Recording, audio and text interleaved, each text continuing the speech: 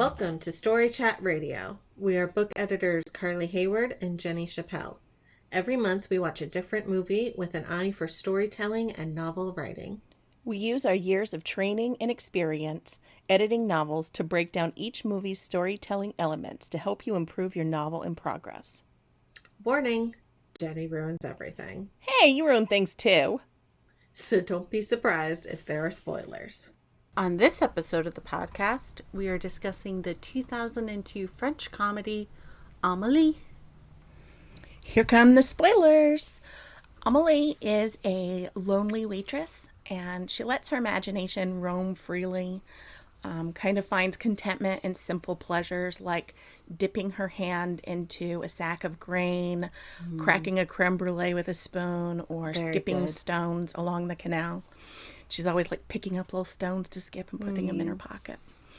So she finds this old metal box in her apartment that contains like the childhood memorabilia hidden by a little boy who had lived in her apartment like decades earlier. So she resolves to track the boy down and promises herself that if she finds him and this makes him happy, that she's going to devote her whole life to bringing happiness to other people. So she asks several people in the building about the boy, and she finds her neighbor, an artist, and he actually recalls the boy's name. So with that information, she's able to find the man who is moved to tears and resolves to reconcile with his estranged daughter and the grandson he's never met. Very sweet. Mm-hmm. So from that point, Amélie embarks on her new mission and secretly executes this series of complex schemes that positively affect the lives of the people around her. These include, but are not limited to, persuading her father to follow his dream of touring the world by stealing his beloved garden gnome and having a flight attendant friend mail pictures of it, posing with landmarks all over the world. Helping her hypochondriac coworker find romance with a patron of the cafe. And she mentally exhausts her nasty, greengrocer, so he won't abuse his meek, good-natured assistant anymore. And as a result, the assistant takes charge of, the little grocery store and makes it pleasant for all of their customers. So, as she's doing that, she is also growing closer to her artist neighbor, who recognizes that Amélie is lonely and pushes her to examine her attraction to this quirky young man that she's seen around Nino, who collects the discarded photographs of strangers from the photo booth at the little carnival in their town. So, well, I say town like it's not Paris. When Amélie bumps into Nino a second time, she realizes she's falling in love with him. We'll just say, okay, we'll take that on faith. Accepted. He accidentally drops a photo album in the street and she picks it up. And so she plays this sort of cat and mouse game with him around Paris before she returns the album to him anonymously. And then arranges a meeting, but panics and tries to deny her identity. But her neighbor's insight really gives her the courage to pursue Nino, resulting in a romantic night together and the beginning of a relationship. And the film ends as Amélie experiences a moment of happiness that she has found for herself. So, Carly, what did you think of this movie?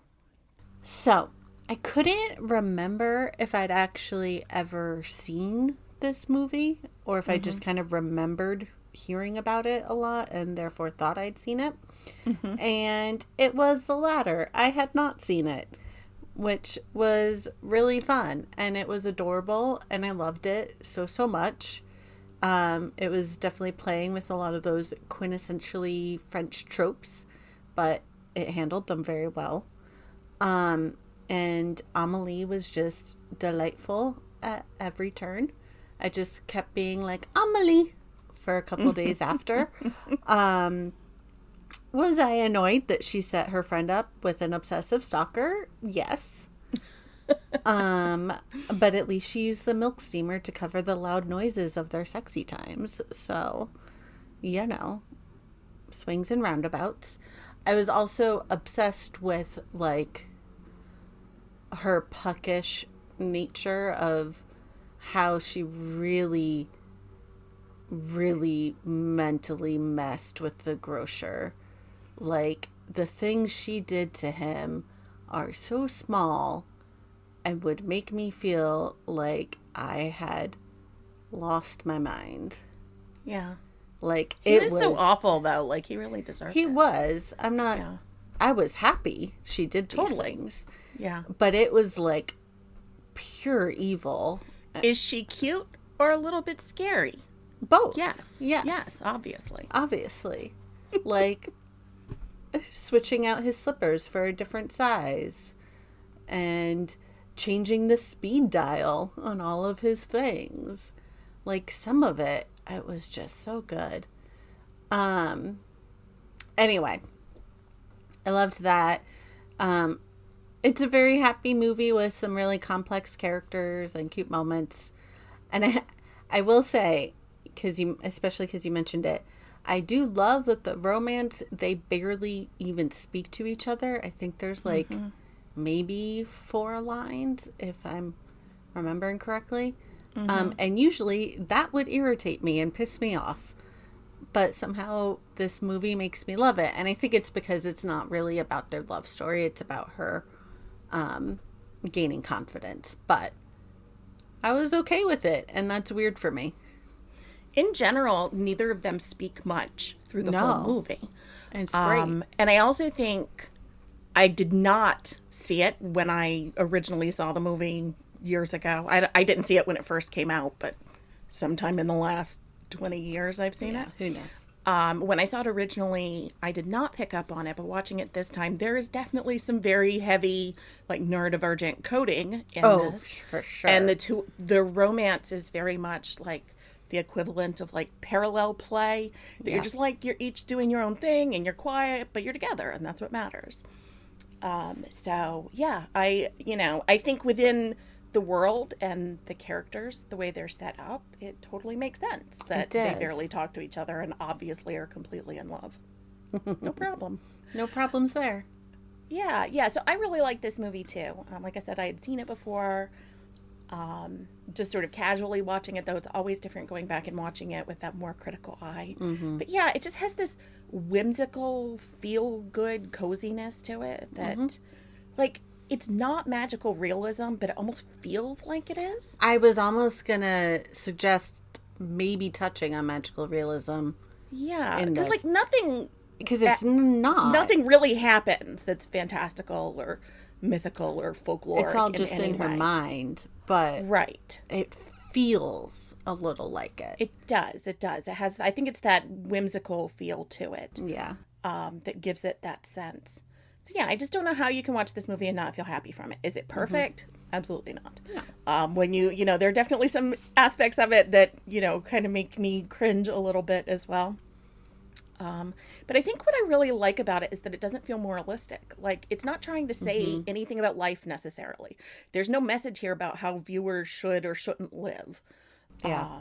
It's just a story. It's just a good story told well with characters and situations that resonate and leave the viewer feeling something. So yeah, it sounds really simple when I say it like that. And yeah, anyone listening to this podcast knows how hard that actually is. So I can see why people have stayed so obsessed with this movie over the years. Yes. So yeah, what's something that this movie does well that authors can use in their writing? So this movie has an omniscient narrator, and we haven't discussed that yet, which may be surprising, but honestly, omniscient narrators have kind of fallen out of vogue a little bit.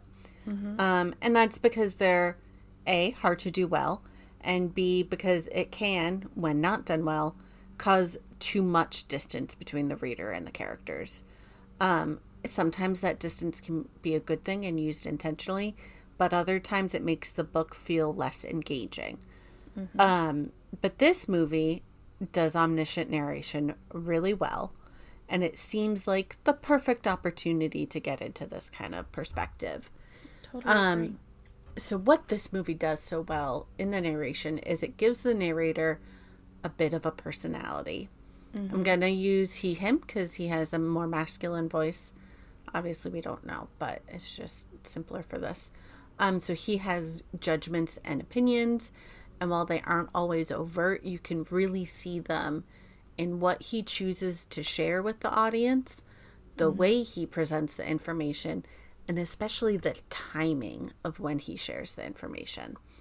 Omniscient narrators work best for a modern audience when you can really feel who the narrator is, even if they are never named or explained. You want to give them a distinct voice, and this movie does that so well. It does. It feels like a narrator that is watching the events and telling you the story and having opinions on what is happening. They have a personality, even if they're a non-existent third party. So the narrator takes up space in this story, and I think that's really crucial. By taking up space, he adds to it. He comes in and gives us details about the characters by starting with what they don't like before even telling us what they do like, which, genius, I love that. And this is such an interesting choice that shows you so much of who he is, even though he's talking about other people. He pops in to give us pertinent information or tidbits that the characters don't know or don't want to admit. And he's a little sassy the whole time, which is just great. I'm always a sucker for a snarky, omniscient narrator.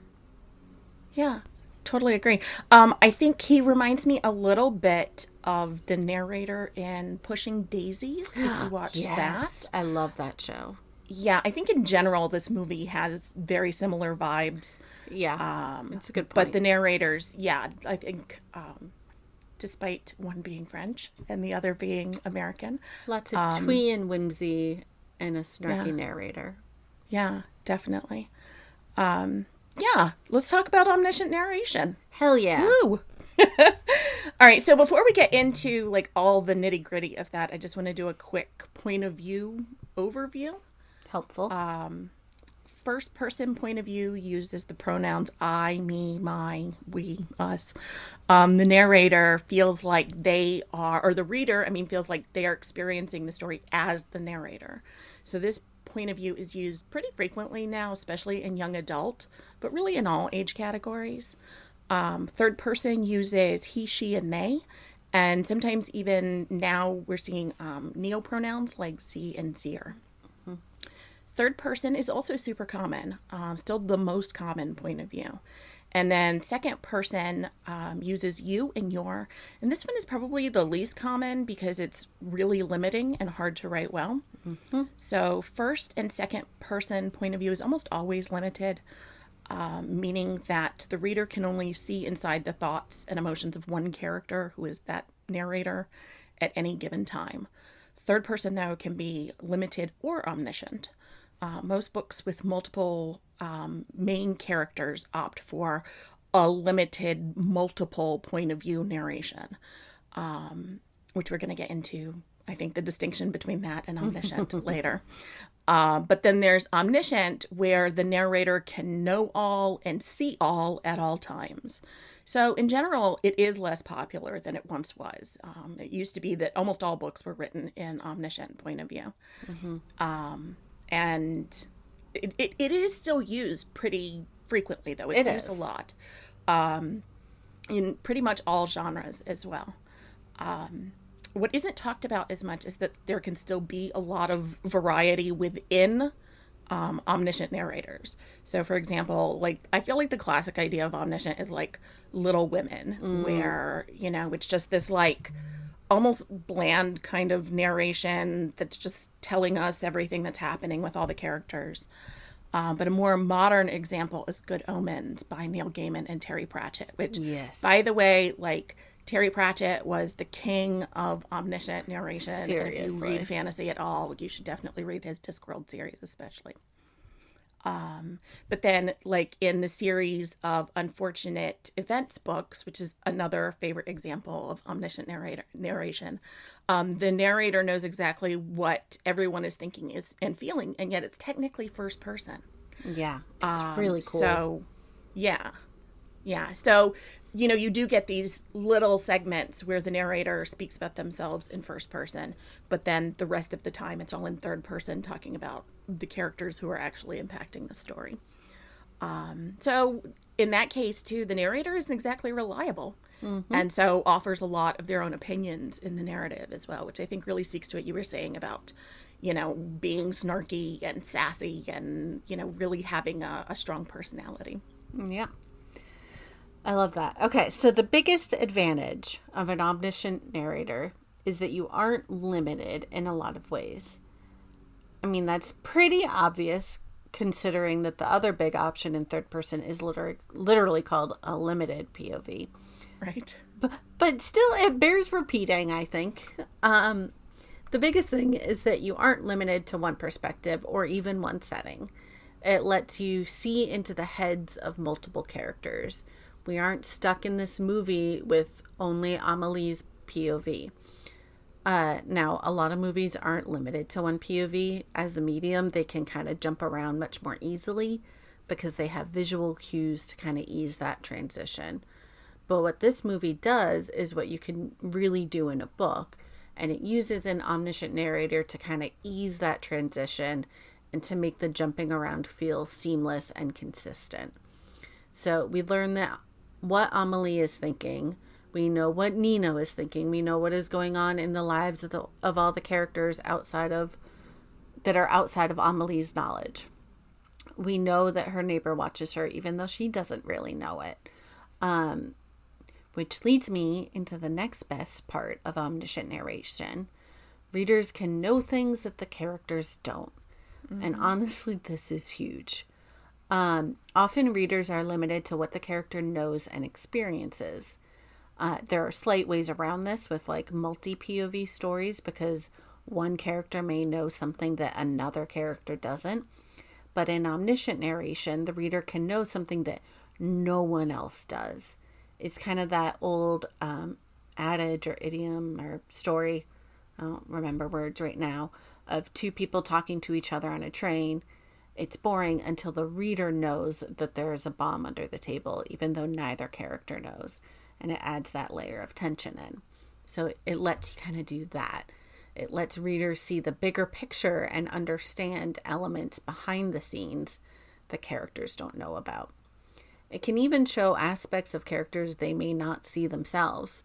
This is done really well with Amélie because the narrator at times almost seems to be chastising her for not understanding what she's doing, that she's hiding. He kind of points to her denial and fear, and she sits in her bed and tries to hide from this truth. But the narrator is judging her.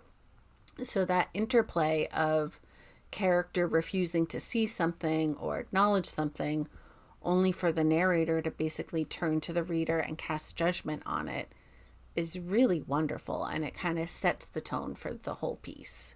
Yeah, no, I totally agree.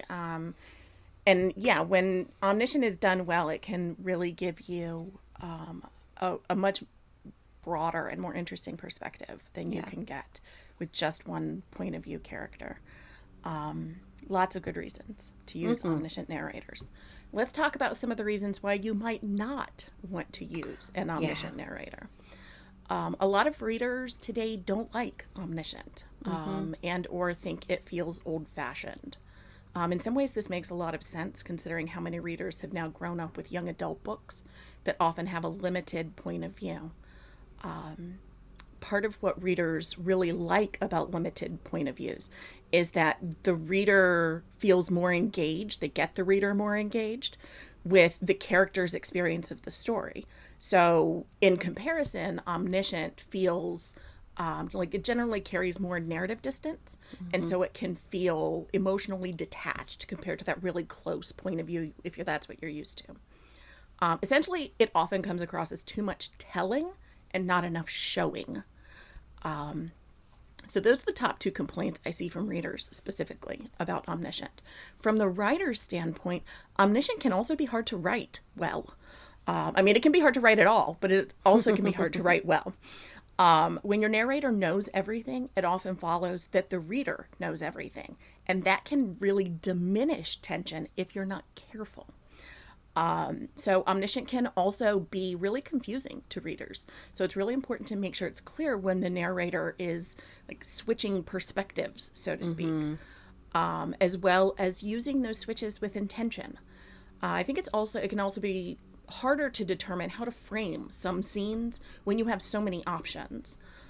Sometimes knowing you have to use a certain character's point of view can actually help you figure out how the scene works. And having to decide that from a completely objective standpoint can sometimes be overwhelming. So just to be clear, I'm not trying to discourage anyone from using Omniscient if your story calls for it. But knowing the pitfalls can just help you avoid them and or like climb out if you find yourself in one. Yeah. So now that we know the advantages and pitfalls, let's kind of get into the differences between Omniscient versus close third, limited versus multi-POV. My brain, man, okay, that's a lot of words. So the difference between Omniscient, limited, and multi-POV is at times kind of subtle, but very, very important. So as we know, a limited perspective or a close third person perspective is letting us experience a story from one character. We don't get to see into anyone else's head. Now, a multi-POV story takes this and extends it a step by giving us multiple POVs that are limited. But the crucial thing here is that we are limited to one character's perspective at a time. So you can use scene breaks, chapter breaks, etc. to transition between the different perspectives, but there is always a transition and then a solid bit of time kind of spent with each character. The next step is then basically Omniscient, where we can potentially hear into everyone's heads. But here is where it gets tricky. And I'm going to bring out the phrase that terrifies writers all over the world, and that is head hopping. Gasp. Oh, gosh. Oh, no. Okay. A mistake I see writers making all the time is confusing head hopping for an omniscient narrator. I've been asked things constantly like, I love writing omniscient stories, but now everyone hates head hopping. What do I do? And the answer is they are not the same thing. Mm-hmm. Now here's where we're going to really get into the true difference in all of these different POVs. And it's a fun answer. It's voice. That's really it. The key to the difference between omniscient and head hopping, the difference between omniscient and a close third, is voice. We talk about voice in another podcast episode, which, as a note, Jenny, we should maybe do that again because it's such a rich topic. It is. That everyone always wants to know about voice. Anyway, voice is the key because it defines the connection to the story that your reader is going to have. It is the quote-unquote person that is telling the story to the reader. In a limited perspective, it is the main character that is telling us the story. So we are hearing it through their voice. In a multi-POV, it is successful when each different perspective has a distinct voice. Because in those instances, we're hearing the story from multiple people, but all with their own spin on things. So think of it like your two friends are in a fight and they both go to you separately to explain what happened. Those stories are going to be vastly different from each other. I like that example. Thank you. Definitely not coming from experience.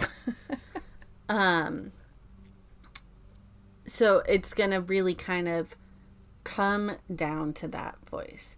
Now, an omniscient perspective is telling us the story from the POV of the narrator, who is either the author, a non-character narrator, or some sort of all-knowing being or God, basically.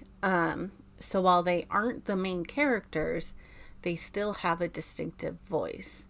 So like in Lemony Snicket's Series of Unfortunate Events, our narrator is Lemony Snicket. Right? I think so, right? Yes. Okay, thank you. My brain just doubted myself at one point there. In Amélie, the narrator is no one we know, but they are distinct. Which is why I keep coming back to them kind of basically having opinions. Now here's where we get into head hopping. Dun dun dun. Head hopping is when we're in a limited close perspective of one character, and then suddenly we're in the limited close perspective of another character. And each time they are using their own voices. And that sounded confusing, so I'm going to say it a different way. Let's say we're in character A's POV. They're telling us everything in their voice. But then suddenly we see into character B's head, and we're hearing it in the voice of character B. That is head hopping. Whereas an omniscient narrator isn't telling us the story in character A or B's voice. They're telling it from the narrator's voice, who happens to be all-knowing. So I hope that makes sense. I get why it's confusing, and I've been talking for a while, and I'm not even sure I conveyed it clearly, but just it's voice. So Jenny, you talk now. No, I think you did a great job of explaining it. You can actually have head hopping in omniscient point of view too. Yes. But the difference is it's not going from one character's perspective to another. It is if you leave the narrator's voice and go into one of the characters' voices. Yep. That is head hopping in omniscient point of view. So yeah, I think you did a great job explaining it. Oh, thank you.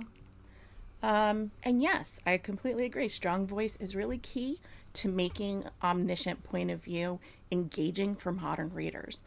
And honestly, sometimes it can be hard to tell the difference between a good omniscient point of view and limited multiple point of view. Mm-hmm. And that really is going to come down to, you can have a really engaging voice, but if you have multiple characters whose perspectives you're giving, and the narrator's narrative voice doesn't change for any of them, that is still omniscient. Yeah.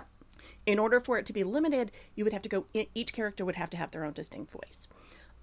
So there's other ways, though, that you can make your omniscient point of view more appealing to modern readers. And sometimes they don't even realize that you're writing omniscient. So one of those is to use narrative distance with intent. So you want to step back some from your main character in places where the reader doesn't really need to feel the character's experience so intimately. And then you really, when you really want the main character's emotions to impact your reader, you're going to pull that narrative in closer. So you're going to do this with word choice and deciding which characters the narrative is focusing on. So, for example, filtering words like saw, heard, felt, etc. can add to that narrative distance and make the writing feel more telly, quote unquote telly. Mm-hmm. But then when it's used with intent, it can really help create that distance intentionally, on purpose. So another tool to consider is the character's thoughts, emotions, and body reactions. So in any point of view, these are some of your best tools for conveying a character's experience. So even if you are writing from that, godlike, omniscient point of view, you still need to have the character's reactions in there. We still need to have some idea of what's happening inside your characters. Mm-hmm. It's just going to be explained a little bit differently. So when you want the reader to really feel the impact of what a character is going through, you want to focus on that one character, give details about their interiority, and then limit the use of filter words. But then in portions like transitions into and out of scenes, you can relax that some to focus more on the broader perspective an omniscient narrator can offer. So as a general rule, you also want to limit how often you jump between characters, as this can still feel like head hopping to readers and can also be confusing or make it harder to stay engaged. So like if you have an omniscient narrator who is jumping in and out of 10 different characters in one scene, then that can still be really hard just to keep up with. Mm-hmm. And to sort of know where we're supposed to be connecting. So a lot of omniscient narrators can do really fun things, though, like breaking the fourth wall to speak directly to the reader. So just be careful with those kinds of techniques because it's a fine line between quirky and gimmicky. Mm-hmm. And it really only works with certain voices and certain stories. So like Terry Pratchett. Yes. Just remember, I did say omniscient is hard to write. It totally is. All right. So here's the big word that we say a lot. Jenny has mentioned it. But it's really, it's time. Intention. Mm-hmm. Do it, but do it with intention. Omniscient narration can be an amazing tool, but it can have so many easy pitfalls to fall into. So I'm just going to repeat myself here, but the key really is voice. make sure that whoever your omniscient narrator is, whatever that narrative voice is, be it you, the author, a no-name character, a god, some sort of all-seeing entity, etc., that they have a very distinct voice. They need a personality and voice that is not any of your characters. My favorites, like Jenny said, are snarky and judgmental, and honestly, that's because they're kind of the easiest voices to pull off because they're easily distinct from the character. Mm-hmm. Also, maybe it's because I'm snarky and judgmental, but who can say? You? No, not me. But when done well, and when you play with the distance, like Jenny said, you'll have a really successful story. So I want to leave you with, ask yourself, how is my story best served? And who could tell it the best? Someone that knows all? One of the characters? A few of the characters? And how will their voice alter the way in which this story is told? Smart. All right. So next month, we're watching the new classic movie, Barbie, based on the doll. You can find our podcast on our website, storychatradio.com, or you can follow us on YouTube, Spotify, Apple Podcasts, Google Podcasts, or many other streaming services. While you're there, please leave us a rating. You can also follow us on Twitter and Instagram at StoryChatRadio. Thanks for joining in our nonsense.